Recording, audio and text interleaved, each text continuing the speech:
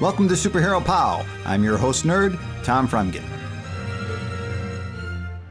With the so-called original DC Comics cinematic universe in the rearview mirror, I thought we should take one more look at the Justice League movies. Because surprisingly, there are two of them. After a few years of belly aching from Zack Snyder fans, Warner Brothers / HBO Max gave Zack a few $1 million to finish up the movie his way. Now don't get me wrong, bully for you, Snyder. Hollywood usually tells creators to go pound sand. Your artistic vision can take a long walk off a short pier. But there it is, two different cuts of the Justice League. But let's be clear here, this is not Joss Whedon's Justice League versus Zack Snyder's Justice League. The original release of the Justice League is not Joss Whedon's Justice League. Granted, his grubby little fingers are all over it, but it's not his film, like say the Avengers was. He barely shot it, he barely wrote it, and as Zack's cut proves, most of it was Zack Snyder's Justice League. And here's another interesting thing to keep in mind.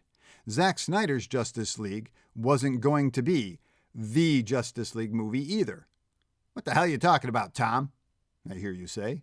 What I mean is, no way was Warner Brothers ever going to release a 4-hour-long Justice League movie, even if Snyder never left the production. So I hazard a guess that a lot of the stuff we liked from the Zack Snyder Justice League was never going to be in the film anyway. So it's rather interesting that instead of one film, we got two films, neither of which was supposed to be the film. That said, still the most popular thing to do is to compare the two movies against each other. Mind you, I'm saying movies, not directors, because despite how creepy we've discovered Joss Whedon to be, again, it wasn't his film, just as Superman 2 isn't really Richard Lester's film.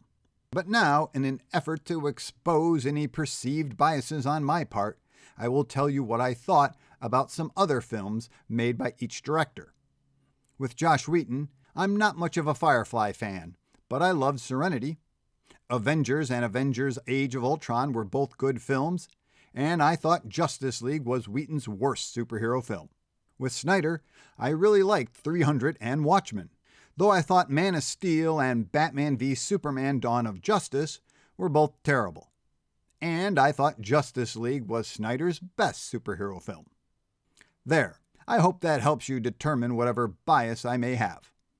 Now jumping into the film, despite what a lot, and I mean a lot of other people have said, there's only one real key difference between Whedon and Snyder's cut. And that difference is the fatal flaw in Whedon's cut. You see, Whedon wanted to portray Superman as the superhero we all know and love, where Snyder merely portrays Superman as a weapon. Oh sure, he has a human scene with Lois, but for the most part, the film establishes that the Justice League isn't powerful enough to handle Steppenwolf, and that Superman is more powerful than the League, so they bring him back from the dead simply to beat the crap out of Steppenwolf. In Whedon's cut, it's pointed out that Batman's guilt is why he is pushing to bring Superman back.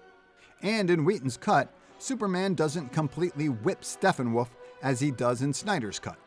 This is also pretty much how Snyder has portrayed Superman in the past films, and that is why it is Whedon's fatal flaw. For the past two films, Superman has been shown to be indifferent to the role of being a superhero. It's not his passion, not his calling.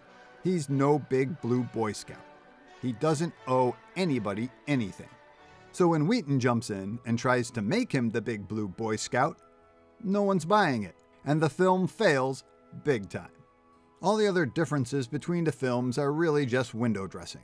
What about Cyborg? You scream. Cyborg had more to do. His dad, Ryan Cho. Yeah. Didn't I mention there was no way this movie was going to be 4 hours long? And okay, sure, maybe Whedon cut too much, but Cyborg still served his main function in the plot.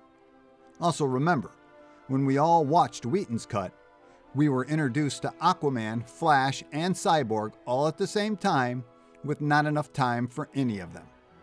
With Snyder's cut, he had an extra 2 hours to flush them out. Plus, we had already seen the Aquaman solo movie, so of course the characters make more sense in Snyder's cut. Although, those 2 extra hours are also Snyder's biggest flaw. as a lot of them are just a collection of random clips. Sure, most of them are nice character moments, but few have anything to do with the story at hand. To that, I give you the second big, well, little, real change to the film: the focus. Whedon's cut focused on the plot of Steppenwolf's attack. Batman's fight with the Parademon right out of the gate puts the focus on the coming threat.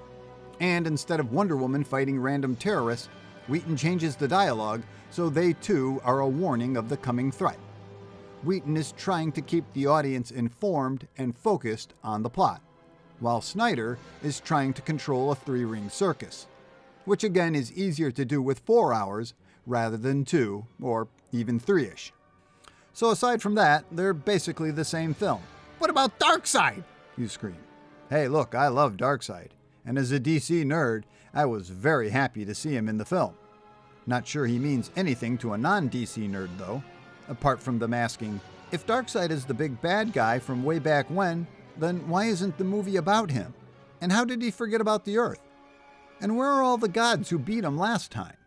So again, as a DC fan, I loved it, but I feel like he just opens up a can of worms for the plot.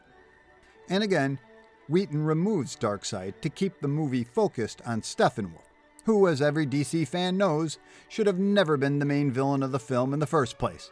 But that's what Snyder wanted. Though Whedon does tease Darkseid at the end in typical sequel bait. Wait, what about all that crappy humor? I'm sorry, but the Batman I'm Rich line is in the Snyder cut. Not to mention the whole Wonder Woman Alfred comedy tea routine. But yes, Whedon had more levity. But to be fair, Snyder had a fair share as well. And it was just as bad. What about that sexist joke of the Flash falling on Wonder Woman? You cry. Didn't like half the male cast of Wonder Woman 84 just leer at her and other women throughout the film? I don't know what to tell you. Some people see misogyny, some people just see a lame joke. But you're right, that too is part of Whedon's fatal flaw in the film. The extra jokes were again part of an effort to make the characters more relatable and likable. Misogyny aside, compared to the hardcore, uncaring monoliths of the previous films. But here's another interesting point of the Snyderverse movies. The first 2 films, Man of Steel and Batman v Superman, were basically humorless, but not the Justice League. Why? What's the difference? Well, one big difference is writer David Goyer. He helped write Man of Steel and Batman v Superman, but he didn't work on the Justice League. He's also known for writing a ton of other awful projects. His best stuff was working on Christopher Nolan's Batman trilogy. I can only guess Nolan kept his bad impulses in check, because I think we can all agree that the Justice League was Snyder's best DCEU work. So maybe Goyer was the problem all along. Heck, I'll even go out on a limb and say Snyder bashes Goyer in the film as well, because while working on the DCEU, Goyer famously said that they would never do the Martian Manhunter because he is stupid. Well, look who shows up in the Justice League. Rather awkwardly, mind you, but there he is. Well, conjecture aside, there's a real breakdown between the films, or cuts. One which tried a lighter tone, having characterizations closer to the altruistic heroes of the comics while focusing more on the plot in a mere 2 hours. And one that kept the fatalistic tone with objectionist heroes while lavishing an extra 2 hours on backstory, character moments, and sequel teasing. I'll have you know I'm feeling mighty proud of myself for not getting lost in the weeds over nerdy stuff. Like, how come Wonder Woman could fly in Wonder Woman but not in the Justice League? And I don't care what Jeff Johns says, Cyborg is a teen titan. And that's not what a mother box can do. And he is so not Barry Allen. And why is Zack Snyder so in love with moving metal tech? And I've seemed to have lost my place. Oh yeah, thanks for spending time with me. And be sure to let me know what you think about these films. Just make sure to remember that they are just movies and you shouldn't let them ruin your day. You got family to do that for you. Now, I don't know about you, but I'm curious to see what the actual Justice League movie was supposed to look like. You know, Snyder's without the extra 2 hours.